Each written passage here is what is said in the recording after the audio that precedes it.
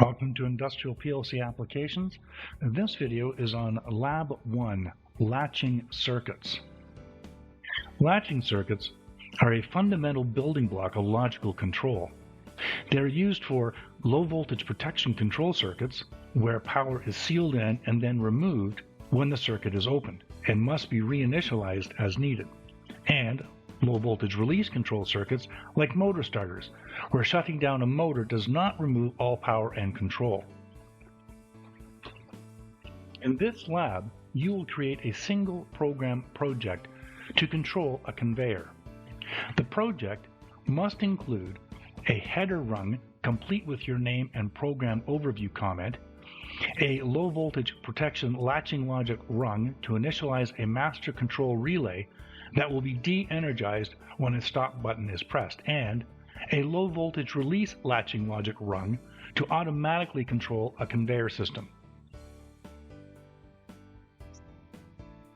All right, I want to go over a couple of things before we get into a video that's actually going to give a demonstration of what it is we're trying to achieve in our first lab. So one of the things that we're used to, especially working in the lab, is we're used to working with push buttons.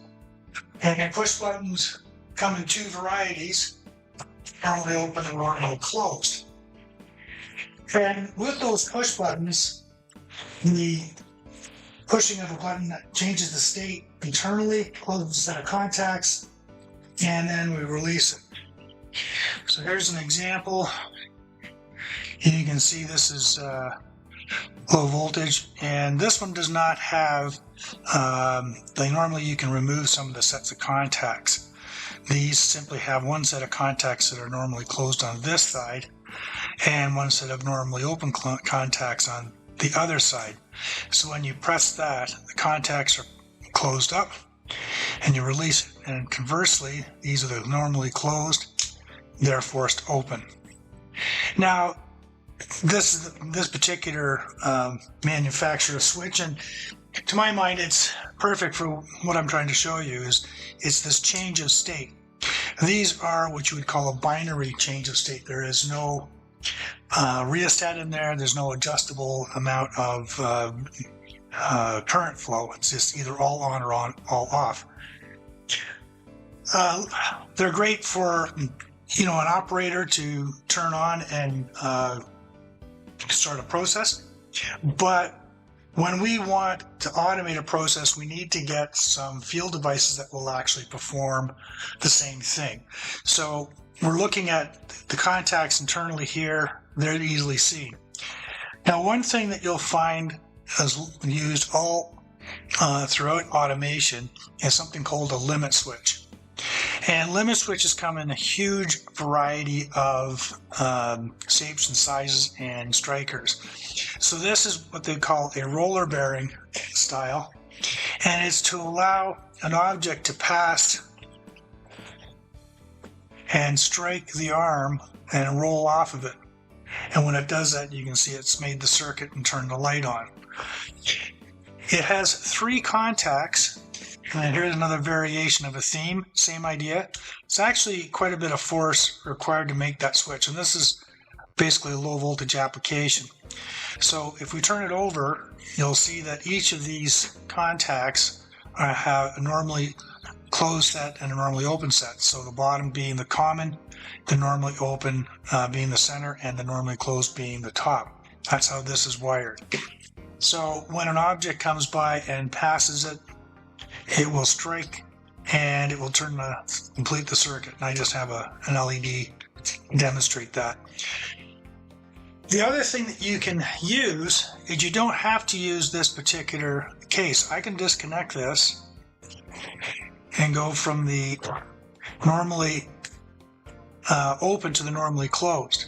So when I'm looking at my sequence of events, when this comes along, this will strike that, turning that off. When you're working with hard automation and wiring such as this, it's a binary state. You only have the on and the off states. When you work with a PLC, however, it actually doubles up because it's not whether the switch is open or closed. What do you want the program to do with that information? So using the same single contact, you then have 4 possible conditions. When it's closed, I want to acknowledge it's closed with a 1. When it's closed, I want something to turn off.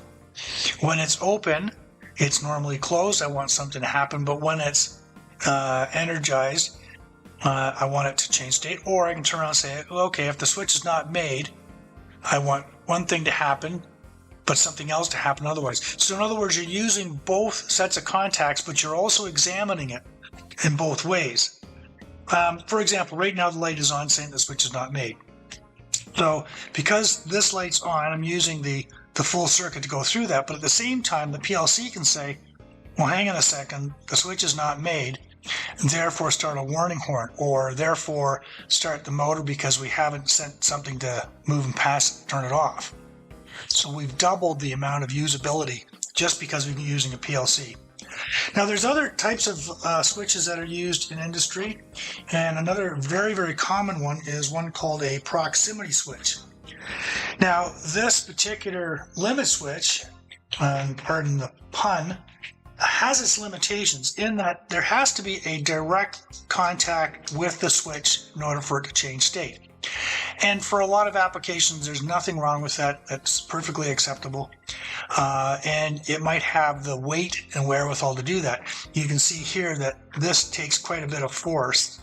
And when I go through the demonstration of the actual lab, you'll see that it takes quite a bit of force to hold this switch down.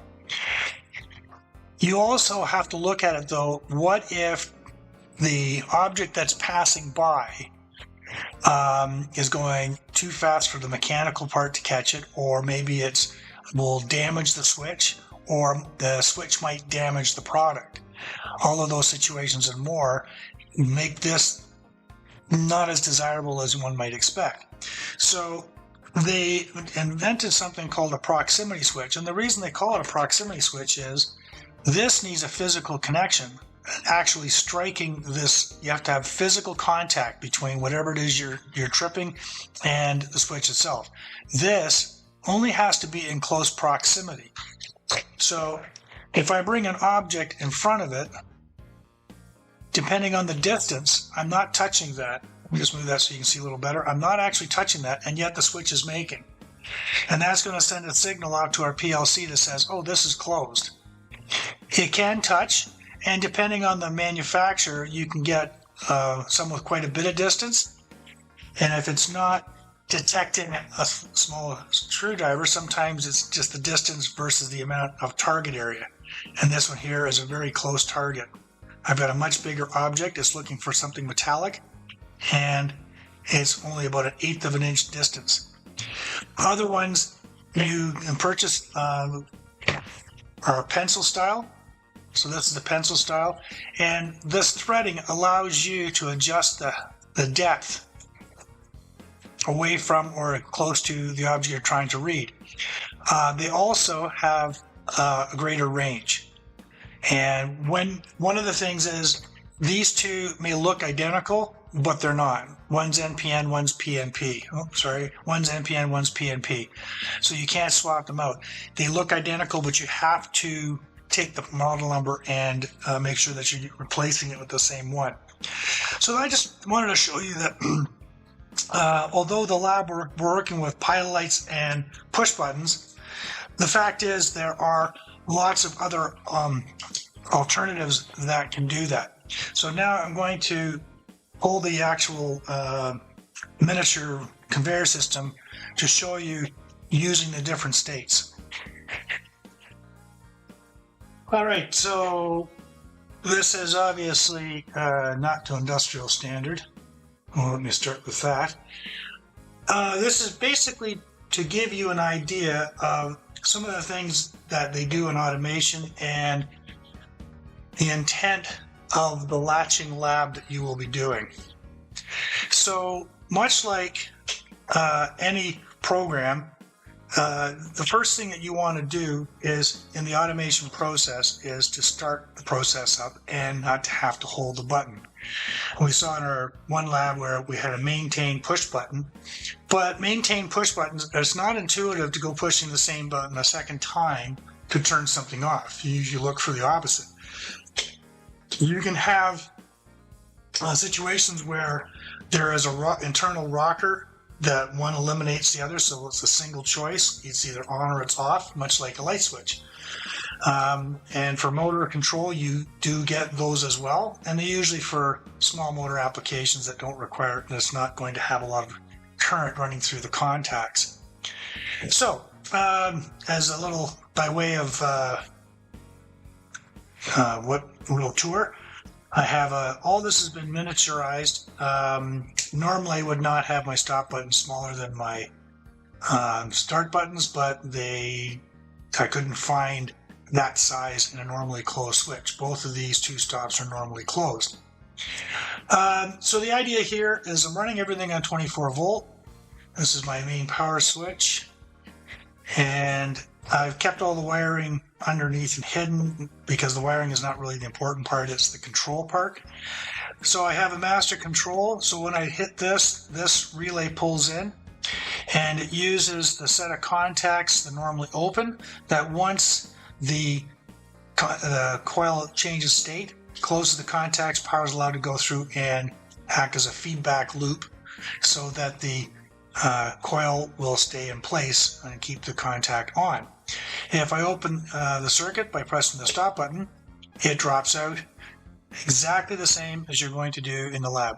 It's no different than a stop start that you've done with a motor starter relay. Okay, so we're going to start that up. Now, normally we would want to have something where we start the motor and the way the conveyor would go. But in this scenario, it's a little bit different because they don't want the conveyor to run all the time. They only want the conveyor to run if there's a part there. So the order of operation is the person takes a package off of a truck, loads it onto the conveyor. You don't want the conveyor moving because it could be a fragile device, and something in a box is fragile and it gets half on the box, pulls it out of his hand and flies and hits the floor. You also don't want the operator to be, if he's wearing any loose clothing, leaning over the belt to put something on place, and the next thing you know, this clothing gets caught up in the conveyor itself, and again, that's potential for injury. So to be safe, what they want is the operator will load the parcel, and once the parcel is in place, it'll make a limit switch, and when the limit switch is made, then he can press the start button and the conveyor should run. Now, this is all again miniaturized.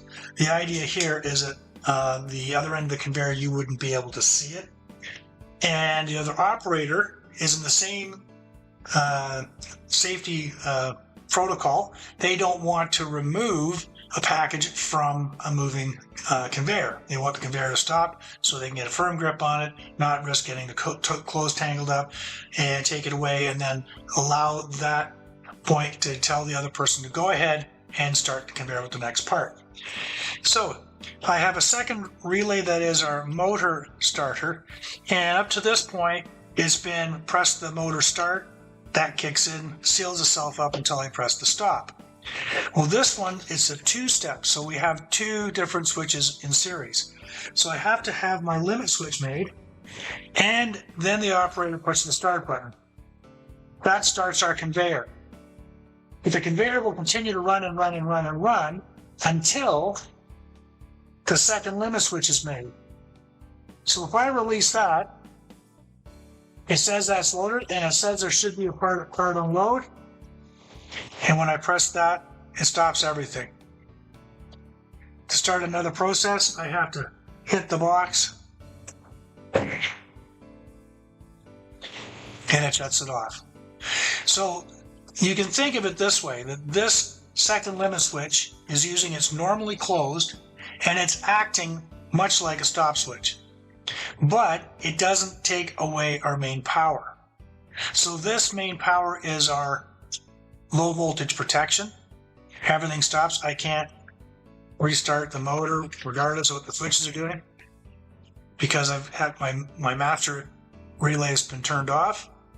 Once that's re-energized, I can press that, and if my conveyor has the limit switch made, like so, I can start it. The second this one gets reached, it shuts the whole thing off and allowing me to start this process again. It's a very simple program. You can watch it. Unfortunately, I was surprised how much spring tension's on this. I was trying to find a small little cube that was the right weight. Then I would have turned it outside to show you exactly what's going on in Audubon. But that's the crux of the lab.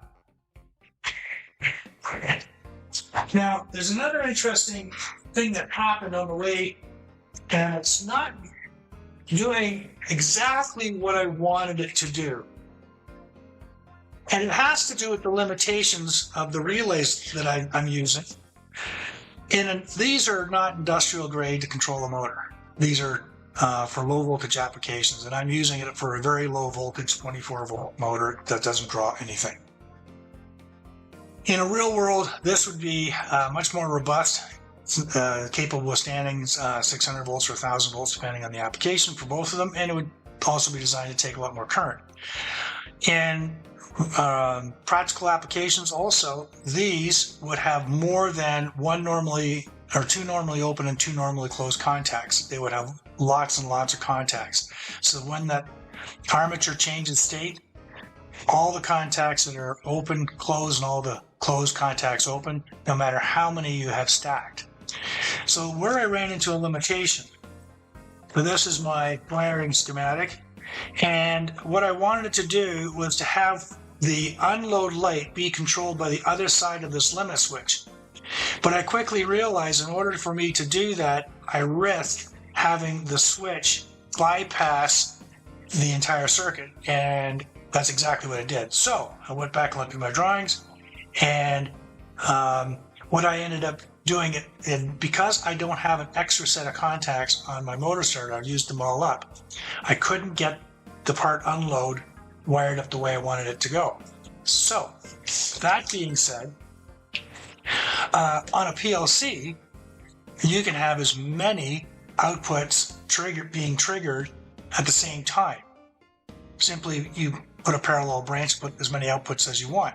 So in this particular scenario, when the conveyor runs, this light should not come on until this switch is pressed. That's when this light should come on. But at any rate, that's what the project is. Hopefully we're going to be adding to that program such that, for example, say a parcel is sent out and it never quite makes this switch for whatever reason. Then the distance between the beginning and the end, you want a fail-safe that says if the conveyor has been running for a period of time, stop, just in case. Something, maybe the operator is by, maybe it's blown past the switch and it didn't stop, or it skipped over the switch. There's lots of things that can go wrong. Maybe the switch is defective or the wire is loose. Lots of things that can happen. So we're going to build upon that. And we're also going to look at eventually taking the same concept and taking it so that we can start loading parts on and not have to wait for that switch. So that if they're a standardized package, okay, we know that standardized package takes up so much space, goes so far in such a period of time. We're going to divvy that up so that the conveyor is always full. When the operator removes one, the conveyor indexes again and stops, takes another one off, indexes and stops. But that's down the road. So the order of operation again for the program that you're going to be writing, I'm going to turn my power off. So the first thing that happens is when the power is on, they press the master start push button. That energizes my MCR, which will be a lacked circuit. And then the operator loads a part. When the part is loaded, it's ready to start. Press the start button. The conveyor will continue to run. Once the package reaches the other limit switch, you'll stop the system. It takes away the motor start control, and the motor start control won't repeat until I have the limit switch made that says there's a part, and I press that. If I press the motor stop at any time, the motor should stop. Notice I do not lose my MCR. This is my low voltage release. This is my low voltage protection. If I press master stop, everything should shut off. And with that, that's lab 1.